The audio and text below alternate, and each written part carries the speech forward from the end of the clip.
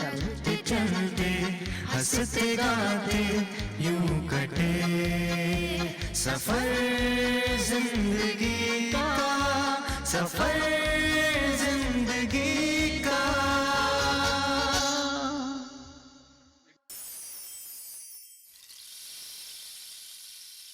नमस्कार, सफ़र ज़िंदगी का इस शो में मैं आपका स्वागत करती हूँ।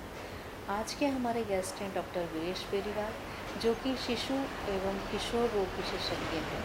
इनसे बात करके आज हमें मेडिकल फील्ड की काफ़ी सारी नई जानकारी मिलेगी, जिससे आपको भी काफ़ी लाभ मिलेगा। और मैं उम्मीद करती हूँ ये एपिसोड आपको काफ़ी पसंद आएगा। नई नई जानकारियों के साथ आइए हम इनसे मिलते हैं। सर नमस्कार। नमस्कार सर। सफ़र ज़िंदगी का है ये शो में आपका बहुत स्वागत है। Thank you very much. आज हमें आपसे बात करके बहुत अच्छी जानकारी भी मिलने वाली है, तो बातों का सिलसिला जारी करते हैं। बिल्कुल। तो सर सबसे पहले हम आपसे ये जानना चाहेंगे कि आप मूलतः कहाँ से हैं? मूलतः मेरा बारा जिले में डोटी एक गाँव है, वहाँ से हूँ, जो बटूर तहसील में है। जी। बचपन वहीं गुजरा, बड़ा मस्त बचपन था। हाँ जी। प्राइमरी एजुकेशन वहीं हुई और मिडिल एजुकेशन रही हमारी बराना, पास में बराना पड़ा। जी। उसके बाद मैं सेकेंडरी तक 12 और हाई सेकेंडरी मैंने किया 8वीं से। अच्छा। हाई सेकेंडरी में मैंने वहाँ 8वीं टॉप किया मेट्रो स्कूल। उसके बाद में फिर कोटा पढ़ने आ गया। जी। तो कोटा में फिर आपका बाद में रहा पहले? कोटा में कॉलेज में एडमिशन लिया, यहीं से फिर मेडिकल की तैयारी करी, मेडिकल में चले गए। बचपन में आपने पढ़ाई के साथ साथ और कुछ किस तरह? बचपन बड़ा जोरदार था। हाँ। कि पढ़ाई के साथ साथ 9वीं 10वीं में मैंने वन विभाग में एज ए फंड प्रभारी काम किया। जी। फंड लगते हैं जहाँ तेंदुपत्ता तोड़ते हैं। हाँ। तो एक मेरे रिलेटिव थे रेंजर, छबड़ा, वहाँ चले जाते थे हम छुट्टियों में, 2-3 महीने वहाँ काम करते थे। और तो वो काम करने का शौक शुरू से रहा। अच्छा, मेहनती रहे। उसके बाद में 11th में मुझे पढ़ाने का शौक लगा। अच्छा। तो फर्स्ट और सेकंड के बच्चों को पढ़ाना।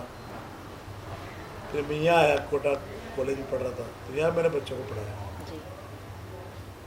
और पीएमटी, उसमें पीएमटी हुआ करती थी, ji. Pre medical test Rajasthan level का, और इंडिया लेवल का अलग होता था, राजस्थान लेवल का अलग होता था। तो पीएमटी जब मैं दे रहा था, पीएमटी देने के बाद में फ्री हो गए, तो मैंने विवेकानंद स्कूल में एज अध्यापक काम किया। अच्छा। और 3-4 महीने मैंने पढ़ाया। उसके बाद मेडिकल में सिलेक्शन हो गया। तो पढ़ाने का शौक शुरू से रहा। पढ़ाने का शौक रहा। जैसा कि आपने बताया कि आपको टीचर बनना था, और तो सर फिर आप मेडिकल लाइन में एकदम कैसे आए? इसकी प्रेरणा आपको कहाँ से मिली? एक्चुअल में क्या है कि मेरे गांव में पड़ोस में एक राजपूत परिवार में उन्होंने बायोलॉजी ली। तो मैंने पूछा, भाई बायोलॉजी क्यों लिया आपने? जी। कि बायोलॉजी से डॉक्टर बनते हैं। अच्छा। तो मेरे को लगा, मैंने कि यार सुई लगाने में मज़ा आता है। अच्छा। इंजेक्शन लगाने में मज़ा आता है, तो इंजेक्शन लगाने वाले बनेंगे मन तो। अच्छा। तो मैंने कहा मैं भी डॉक्टर बनूंगा। और हम जब जाते थे, बीमार हो जाते थे, तो हमारे इंजेक्शन लगते थे। हाँ। तो उस ज़माने में इंजेक्शन ही प्रैक्टिस थी। जी। 12 ले जाते थे पिताजी। तो मैंने वहाँ जो डॉक्टर किशन लाल डॉक्टर जी इंजेक्शन लगाते थे हमारे, तो कहते थे आपके वो बच्चा होशियार है, इसको डॉक्टर बनाओ आप। अच्छा। तो फिर मेरे भी दोनों के मैंने डॉक्टर बनना है। तो डॉक्टर बनने के पीछे आपका मेन मोटिव मतलब इंजेक्शन वाला होगा। हाँ, डॉक्टर करनी है। और फिर होता ना कि समाज में डॉक्टर की इमेज उस समय बहुत अच्छी इमेज। हाँ। उस ज़माने में तो बहुत कम डॉक्टर थे। हाँ। तो बहुत सम्मान मिलता था। भाई सम्मान मिलता है तो इसलिए अपनों को डॉक्टर बनना है। जी। डॉक्टर बनने के लिए आपको उस समय बहुत सी कठिनाइयाँ आई होगी आपके सामने? डॉक्टर बनने के लिए जैसे पारिवारिक स्थिति सामान्य थी, लेकिन यहाँ कोटा में रह के और तैयारी की हमने। तैयारी के साथ साथ उस समय कोचिंग तो बहुत कम हुआ करती थी। हाँ। गवर्नमेंट कॉलेज में कोचिंग हुआ करती थी, लेकिन हमारे टीचर थे RK जैन साहब, फिजिक्स वाले। मेरे फिजिक्स थोड़ी कमजोर थी। जी। मैंने कहा सर मेरे तो 5 पैसे कम है। कहते तो भैया बेटा ऐसा करना, पूरे कोर्स के 50 रुपये देना मेरे को, अच्छा। तेरे को फिजिक्स पढ़ा दूंगा मैं। 15-20 लड़के जाते मुझे घर में पढ़ने में, लाडपुरा में घर था, हम नया पढ़ाते थे। और उनसे वो 200 रुपये लेते थे पूरे अच्छा, कोर्स के, अच्छा। मुझसे 50 रुपये ले रहा और पूरा कोर्स कराया। तो पहली बार फर्स्ट ईयर में, उस समय क्या फर्स्ट ईयर के बाद मेडिकल में जाते एग्ज़ाम देते थे। तो फर्स्ट ईयर में तो मेरे साथ क्या हुआ कि मैं चला गया RSS OTC करने, जी। जालंधर पंजाब। तो RSS का भूत सवार हो गया, संघ में जाते थे। तो वही संस्कार मिले हमको कि भाई जर्दा नहीं खाना, बीड़ी सिगरेट नहीं पीना, और कोई काम नहीं करना, सबसे सम्मान से बात करना, जी लगा के बात करना, छोटों से प्यार करो, बड़ों को सम्मान दो। वही संस्कार मिला, वही संघ में संस्कार संघ मिला। में हुई ये शुरुआत। तो फर्स्ट ईयर में मैंने एग्ज़ाम नहीं दिया, मेरे मित्रों ने तो एग्ज़ाम दिए, उन्हें मेरी तैयारी नहीं है मेरी। फिर सेकेंड ईयर में मैंने एग्ज़ाम दिया पूरी तैयारी के साथ, और तैयारी इस कदर थी कि वो उस समय कस्तूरी मंजन चलता था। अच्छा। तो चाय तो हम कम पीते थे, तो रात में कस्तूरी मंजन करते रहते थे और पढ़ते रहते थे। फिर दिन आने लगे और कस्तूरी मंजन लिया और पढ़ने लग गए। तो वैसी धुन सवार हुई कि हम 3 मित्र एक साथ पढ़ते थे। तो मेरा अकेले का ही मेरा फर्स्ट टाइम में सिलेक्शन। अब सिलेक्शन हो गया और हमको इंटरव्यू के लिए वहाँ जाना था जयपुर। उससे मुझे फिर बुखार हो गया, घर में कौन जाए, पिताजी इतने समझते थे। हाँ। तो मैंने कोट पहने का भरी गर्मी में, अच्छा। और कंबल साथ में, और सर्दी लगी तेज, बुखार हो रहा, मलेरिया बहुत था उस समय। जयपुर गया, फिर जयपुर संघ वालों का सहयोग मिला, कार्यालय में रुक गया। तो हमको अलॉट हुआ उदयपुर मेडिकल कॉलेज। अच्छा। उदयपुर मेडिकल कॉलेज में मैंने ट्यूशन करी। वहाँ मैं 9वीं-10वीं के बच्चों को पढ़ाता था। अच्छा, वो मतलब टीचिंग का जो आपका हाँ, तो शुरुआत घर से तो थी। आते थे 300 रुपये महीने, हाँ। और वहाँ से मिलते थे हमको 200 रुपये महीने। अच्छा। तो 500 महीने में हमारे खर्चा हो जाता था। 500 रुपये उस समय ठीक ठाक अमाउंट था। और हमारे जो मित्र लोग थे, अशोक शारदा वगैरह, इनके 1000 रुपये जाते थे, अच्छा। हमारे 500 में काम चल जाता था। तो ये सफ़र रहा डॉक्टर बनने का कि पढ़ते रहे पढ़ाते रहे, पढ़ाते रहे, दोनों चीज़ों दोनों को चीज़ें रखा हुई। आपने। क्योंकि जरूरत था, पारिवारिक स्थिति इतनी स्ट्रॉन्ग नहीं थी। हाँ। और मेडिकल कॉलेज के एंट्री के टाइम में हमारी शादी होगी। अच्छा। थोड़ा सहयोग हमारे श्रीमती जी ने किया, सिलाई कर करके थोड़ा बहुत जो भी इकट्ठा कर देते मुझे दे देते, चलिए। पढ़ाई करो। तो इस तरह से उदयपुर में MBBS हुई। उसके बाद में फिर DCH करने में अहमदाबाद चला गया, 1 साल वहाँ रहा। अहमदाबाद से आने के बाद में चित्तौड़ में ज्वाइन किया। चित्तौड़ में ज्वाइन करने के बाद में फिर मेरा हुआ उदयपुर में ट्रांसफ़र हो गया। फिर यहाँ हुआ, फिर वहाँ से 12 आ गया। तब से 12 रेगुलर, 12 में है अभी। 91 से रेगुलर 12, 16 जनवरी 1991 से 12 रेगुलर। सर, बच्चों में टीकाकरण का क्या महत्व है और संतुलित आहार के प्रति क्या रखना चाहिए? बच्चों में टीकाकरण का बहुत महत्व है। अभी सरकार ने, केंद्र और राज्य सरकार ने 12 बीमारियों के टीके लगाए जा रहे हैं। जी। 12 बीमारियाँ, उसमें कुछ टीके बहुत महंगे भी हैं। तो अपन उसको बोलते हैं universal programme of the vaccination, अच्छा। UIP, universal programme of the immunisation, UPI। ये जो टीकाकरण है ना, इसका बहुत बहुत महत्व है जीवन में। अच्छा। जैसे टिटेनस है, गलघोटू है, BCG लगता है, तो उससे पहले BCG नहीं लगता था ना, तो दिमाग में TB हो जाती थी। अच्छा। तो बच्चे पंग हो जाते थे, यूँ हो गए, ऐसे हो गए, बोल नहीं पा रहे हैं, जीभ चल रही है। तो वो बच्चे पंग का कारण ये था दिमाग की TB। अच्छा। तो BCG चला, DPT से आपका गलघोटू, टिटेनस और काली खांसी, अच्छा। उसका टीका लगा। फिर आपका पोलियो हो गया, हाँ। आजकल इंजेक्शन वाला पोलियो चालू हो गया। और अब मोदी जी सरकार आई, उसके बाद मोदी जी ने 3-4 बहुत अच्छे टीके शुरू करे। उसमें एक तो 10 लगते हैं बच्चों में, हाँ, उसका टीका शुरू हो गया, रोटा वायरस। दूसरा निमोनिया का टीका चालू हो गया। हाँ, तीसरा दिमागी बुखार का चालू हो गया। तो ये टीके और एक खसरे का टीका, तो ये लगभग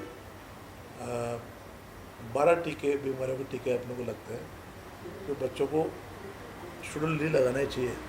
जो टाइम शेड्यूल है ना, 1.5-5 साल का शेड्यूल होता है, लगना और चाहिए। इसके टीकाकरण के साथ साथ उनके आहार। और आजकल लड़कियों के लिए बहुत अच्छा टीका है। लड़कियों में दो बीमारियां लड़कियों में होती है, लड़कों में नहीं होती। अच्छा, एक तो होती है रबेला। अच्छा, रबेला एक बीमारी होती है जो अपन खस्सा निकलता है ना, खस्सा जैसे उसमें दाने होते हैं, लेकिन साथ में उसमें गठाने जाती है गले में। अच्छा, तो रबेला क्यों लड़कियों की बीमारी है, और जिस लड़की को रबेला हो गया तो बाँझपन आ जाता है उसमें, अच्छा, तो उसका टीका चालू हो गया, बहुत अच्छा। अच्छा, दूसरा लड़कियों में, महिलाओं में ये जो गर्भाशय का कैंसर होता है, उसको रोकने का भी टीका चालू हो गया। अच्छा, तो 13 से 15 साल की उम्र में टीका लगाओ तो गर्भाशय का कैंसर ही नहीं होगा, अच्छा, मतलब पहले से रोकथाम। पहले से रोकथाम हो जाएगा। संतुलित आहार का मतलब है कि बच्चों के आहार में 5 चीज़ें होना चाहिए। 5 चीज़ों में क्या है? अनाज किसी भी रूप में हो सकता है, हाँ, गेहूँ, चावल, मिलेट्स वगैरह। और दूसरा दाल, तीसरा हरी सब्जी, चौथा आपका फल, और पांचवा आपका दूध, दही, घी वगैरह। ये 5 चीज़ें आवश्यक है, तो उससे बनता है संतुलित आहार। अब इसमें क्या होता है, क्या रेशो होना चाहिए कि 60 से 70% आपका कार्बोहाइड्रेट हो गया, उसमें अनाज हो गया। 20 से 30% आपका प्रोटीन हो गया, उसमें दाल वाल, अंडे वंडे जो भी खाओ। हाँ, जो भी खा सकते। और विटामिन के लिए आपका हो गया हरी सब्जी, और मिनरल्स और विटामिन के लिए हो गया आपका फल। पूरी डाइट प्लान हो गया हाँ। उनका। तो हमारे खाने में अगर हम चाहते हैं कि हमारा आहार संतुलित बने, संतुलित रहे। तो रोज़ फल भी ज़रूरी है, हरी सब्जी भी ज़रूरी है, दाल भी ज़रूरी है, और चपाती या चावल भी ज़रूरी है, जी, और साथ में घी तेल भी ज़रूरी है। डाइट में पूरी चीज़ें होनी चाहिए, पूरी तभी चीज़ें, संतुलित तभी आहार संतुलित। कहा जाए। इसमें अगर अपन ऐड करते हैं ड्राई फ्रूट्स और ऐड कर सकते हैं, हाँ, तो उससे ड्राई फ्रूट्स में बहुत अच्छी चीज़ें मिल जाती है, तो ये बच्चों के लिए अच्छा है। और बच्चों को प्रोटीन और कैल्शियम प्रचुर मात्रा मिलना चाहिए, हाँ, उनकी ग्रोथ का टाइम ग्रोथ के है लिए। तो उस। क्योंकि दिमागी ग्रोथ जो होती है ना, 2 वर्ष तक की होती है, उसके बाद फिर नहीं होती। अच्छा, 2 साल तक के बच्चे के लिए दिमाग ग्रोथ होती है, फिर ग्रोथ कम हो जाती है दिमाग की, फिर शरीर की ग्रोथ होती है। अच्छा, तो संतुलित आहार बहुत ज़रूरी है। अगर जैसे संतुलित आहार में विटामिन नहीं मिला, मिनरल्स नहीं मिला, तो बच्चा बीमार हो जाएगा। विटामिन ए नहीं मिला तो आंखें कमजोर हो जाएगी, हाँ, कुछ इफेक्ट आना सी नहीं मिला तो आपकी बॉडी कमजोर हो जाएगी, हाँ, डी नहीं मिला तो आपकी हड्डियाँ कमजोर हो जाएगी, हाँ, बी कॉम्प्लेक्स नहीं मिला तो छाले हो जाएंगी, के नहीं मिला तो आपके ब्लड सर्कुलेशन में गड़बड़ हो जाएगी। तो सारे महत्वपूर्ण है, सब चीज़ बॉडी में बहुत जाए। जरूरी है।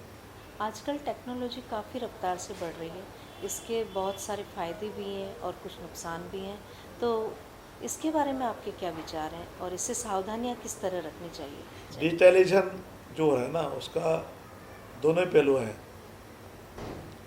मकसद तो इसका अच्छा था कि भाई इससे कई चीज़ें नहीं Knowledge मिलेगी, बढ़े बच्चों की सब। नॉलेज बढ़ेगी, कम्युनिकेशन अच्छा रहेगा, लेकिन इसका दुष्परिणाम इसलिए ज़्यादा हो रहे हैं कि इनका उपयोग बढ़ गया, इन्हीं पे डिपेंड होकर इन्हीं रहे। पे डिपेंड हो गया।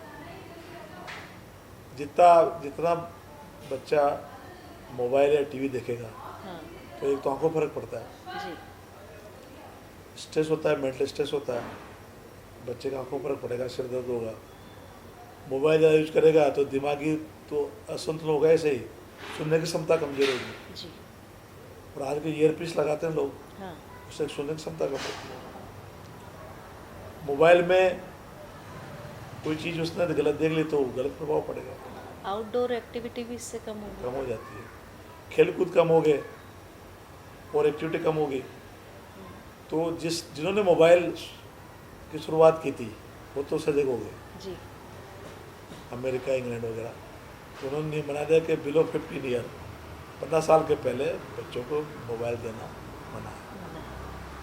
और हमारे नया चलन है तो मजे करते लोग, वह बच्चों को पकड़ते हैं। बच्चों को बच्चों को बहुत नुकसान करता है ये बच्चों में चिड़चिड़ापन होना, एग्रेसिवनेस होना, नहीं सुनना, चिड़चिड़ापन लाना, कंसंट्रेशन की कमी होना, आंखों में तुरंत चश्मा लगना, ये सब का कारण है। और ये जो क्रोध है ना, क्रोध का बढ़ना में बहुत बड़ा रोल है इसका मोबाइल। पेशेंस खत्म हो जाती है। जी। मोबाइल में घुसा हो बच्चा, आपने कुछ कह दिया तो तुरंत गुस्सा करेगा। इसका उपयोग कम से कम होना चाहिए। और एकल परिवार रहने में और संयुक्त परिवार, इन दोनों की वजह से भी चेंज आया है। क्योंकि पहले परिवार में और फैमिली रहेगी और दादा दादी चाचा ताऊ, तो वो भी बच्चे को कम्युनिकेशन खत्म हो गया ना। हाँ। वो गपशप खत्म हो गई, कहानियाँ कम हो गई। हाँ।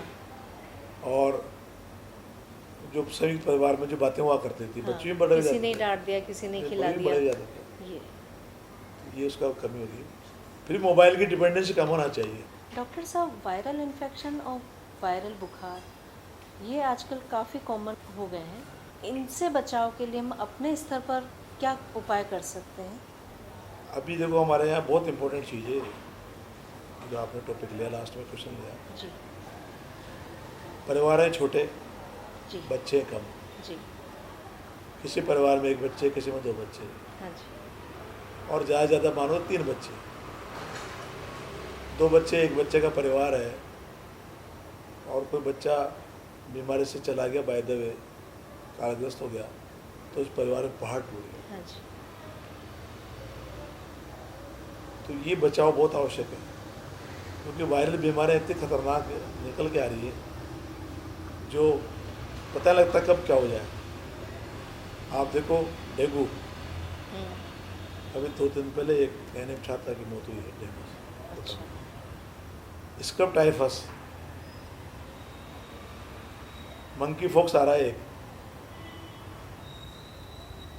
ये सब वायरल है। वायरल है, तो इनका तो बचाव बहुत जरूरी तो है। इनका वायरल का बचाव यही है, अपने मास्क चला था बीच में। हाँ, कोरोना में कोरोना का। तो मास्क ने बहुत बचाया लोगों को। जिस जुकाम का वायरल जुकाम हो गया, आपको खांसी होगी, तो वो आपका नाक मुंह से तो जाएगा बाहर। हाँ, आपने मास्क लगा रखा है, डिस्टेंस में बैठे हो तो बच गए, संपर्क में आने से बच जाए। संपर्क में आने बच जाएगा। डेंगू, जिसे डेंगू क्या है, डेंगू में हम लोगों को समझाते हैं, बच्चों को, भैया डेंगू का मच्छर जो होता है ना, वो उसको बोलते हैं टाइगर मॉस्किटो। बहुत बड़ा होता है, भारी भी होता है और मच्छरों से। टाइगर मॉस्किटो क्या है, ज़्यादा ऊंची उड़ान नहीं लेता, नीचे उठता है ज़्यादा। तो हम क्या कहते हैं कि भाई अपने पैरों को कवर करो। अच्छा। अभी 4-5 पहले बच्चा जा रही थी, 4-5 मैंने रोक लिया, शॉर्ट में दियो। मैंने बेटा हो तो मैं एक रिक्वेस्ट करूँगा, मैं तुम बुरा मत मानना कि क्या इनका, मैंने मत पहना करूँगा, बाहर मत निकलो, घर में पहनो। मॉस्किटो बाइट हो गया, डेंगू के मच्छर ने काट लिया, डेंगू हो गया, तो आपको कोई भी परेशानी आ सकती है। अकेले रहते हो यहाँ पे, तो आप पूरे कपड़े पहने, रेप्लिकेंट्स यूज करें, मच्छरों को बचाने के लिए दवाइयाँ आती है वो लगा लें, मच्छरदानी बांधें। घरों में इस समय कूलर में पानी नहीं होना चाहिए, क्योंकि डेंगू का मच्छर साफ पानी में पैदा होता है। अच्छा। गंदे पानी में नहीं होता है, बहुत चालाक मच्छर है।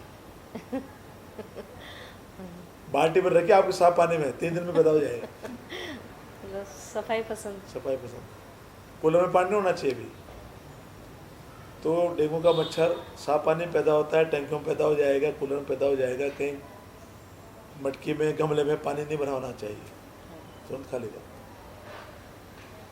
और बहुत खतरनाक बुखार होता है डेंगू का, उसको हाड़ तोड़ बुखार बोलते हैं, हड्डी तोड़ बुखार, जी। और कैजुअलिटी बहुत होती है। तो वायरल से बचने का ही तरीका है, मास्क का उपयोग करें, हाथ बार बार धोएं, कोई सामने छींक रहा रुमाल लगा लो, अगर मास्क नहीं लगा रखा है, बीमार व्यक्ति थोड़ा दूर बैठे। हाँ। और साथ में कपड़े पूरे पहने, पूरे पहने, सॉक्स वगैरह भी पहन के, सॉक्स पहने, पूरे कपड़े पहने, अगर आपने पूरे कपड़े पहन ले जैसे मैंने पहन रखे हैं तो आप भी मान के चलिए आप बच सकते हैं। यहाँ आएगा तो अपन यहाँ उसको पकड़ लेंगे, हाँ चेहरे पे वो काटेगा तो अपन काटने नहीं देंगे। हाँ तो आपके पैर बचते हैं और पैर। हाथ बचते हैं। तो पैर अगर आपने कवर कर लिया कवर कर लिए तो बस आप बचाव है। बचाओ। स्क्रब टाइफस जो होता है वो पिस्सू से होता है। अच्छा पिस्सू होता है घास में। लोग कहते हैं घास में पैदल चलो, मैं कहता हूँ मत चलो। पिस्सू ने काट लिया तो आप स्क्रब टाइफस हो सकता है, वो भी खतरनाक होता है। तो आप घास में भी जूते पहन के चलो, हाँ स्पोर्ट्स शू पहनो, नंगे पाँव मत, क्योंकि बीमारी ऐसी होगी जो बहुत खराब है। तो इनका बचाव जरूरी है और अपने बचाव बहुत जरूरी है, क्योंकि कई दो बच्चे होते हैं। एक बच्चा है किसी के परिवार में डेंगू में निकल गया तो उसकी ज़िंदगी खराब होगी। कुछ तो खुद को ख्याल रखना है अपने बचाव के लिए। यूं ही नहीं गिरा करते फूल झोले में, वक्त के डाले को हिलाना होगा।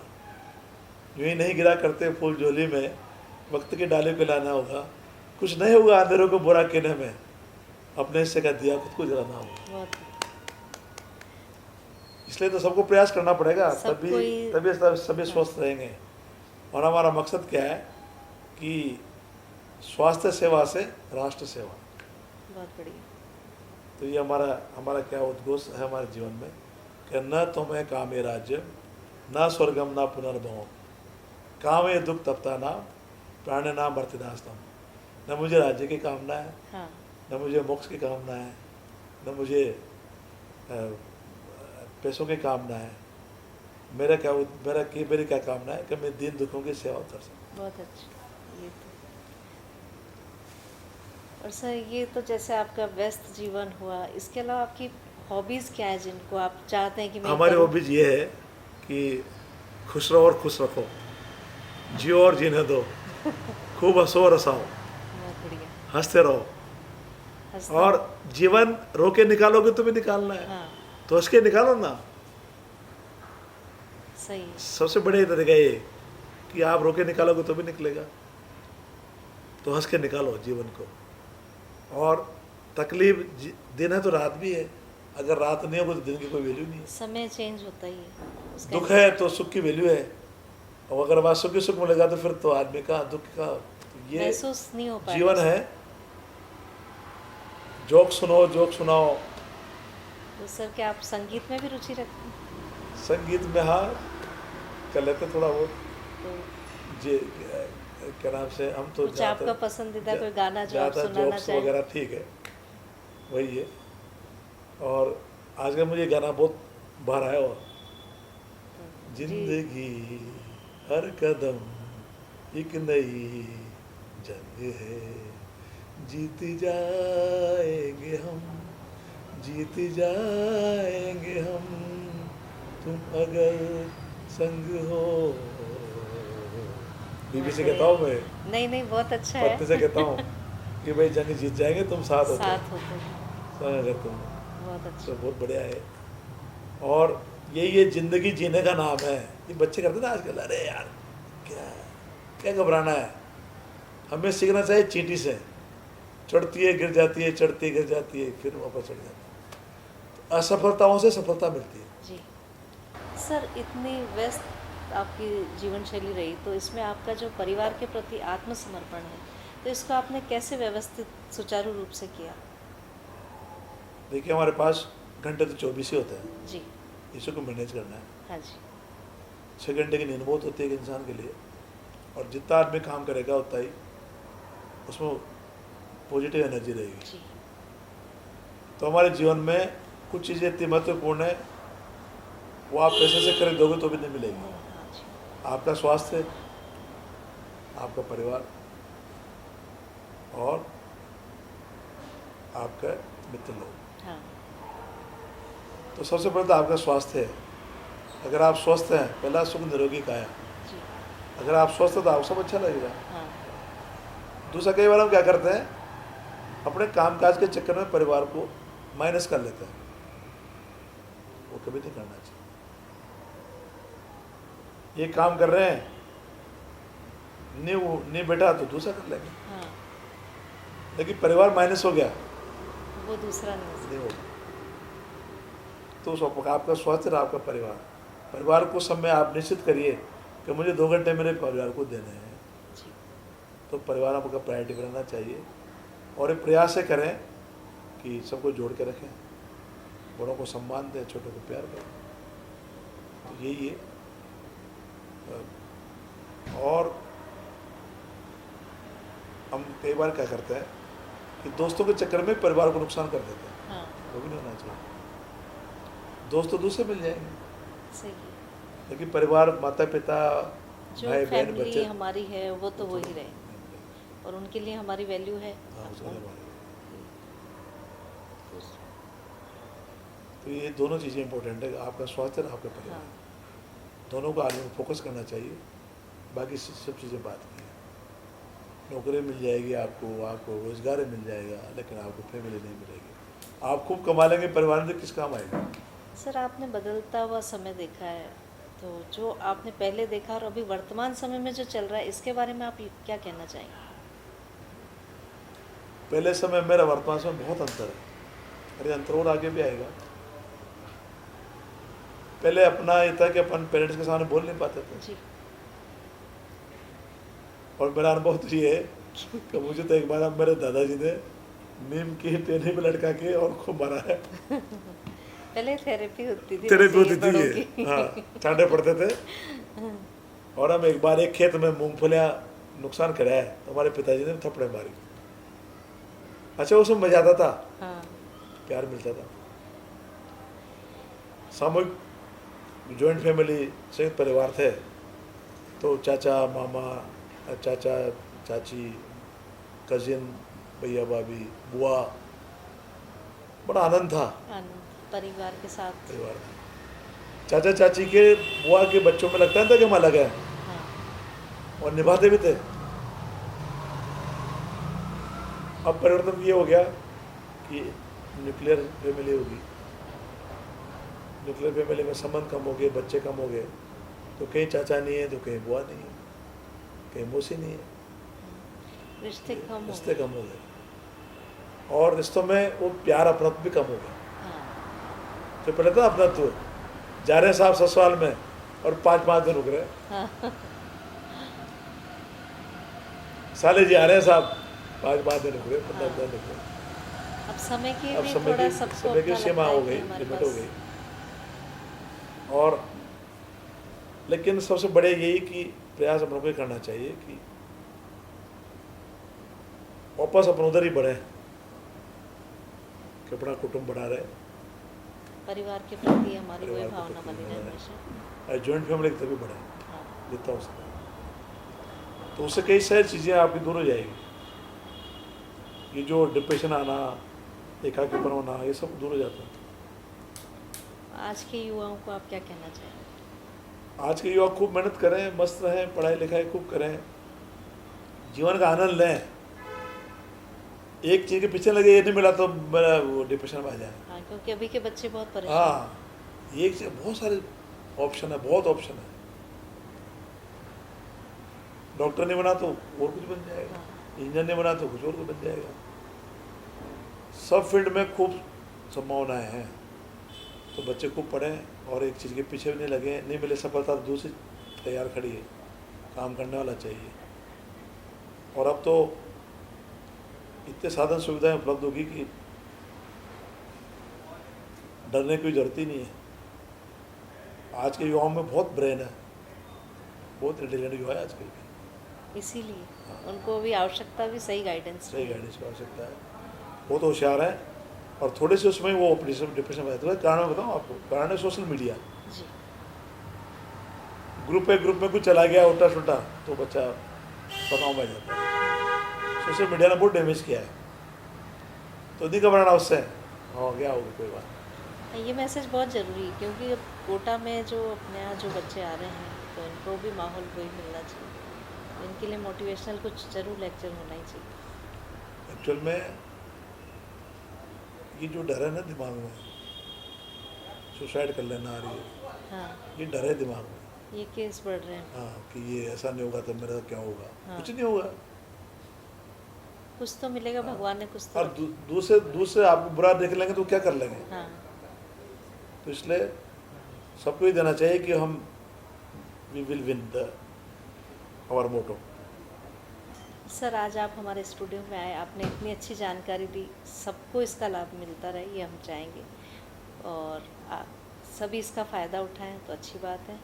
और आपने अपना अमूल्य समय दिया, उसके लिए बहुत बहुत धन्यवाद। नमस्कार। Thank you very much Sushma ji कि आपने बुलाया, और आपके माध्यम से मेरी जो भावनाएं हैं वो लोगों में बुझाएगी, और लोग इसका अनुसरण करें, उनको जीवन में आनंद मिलेगा। धन्यवाद बहुत बहुत, थैंक यू वेरी मच। सफर जिंदगी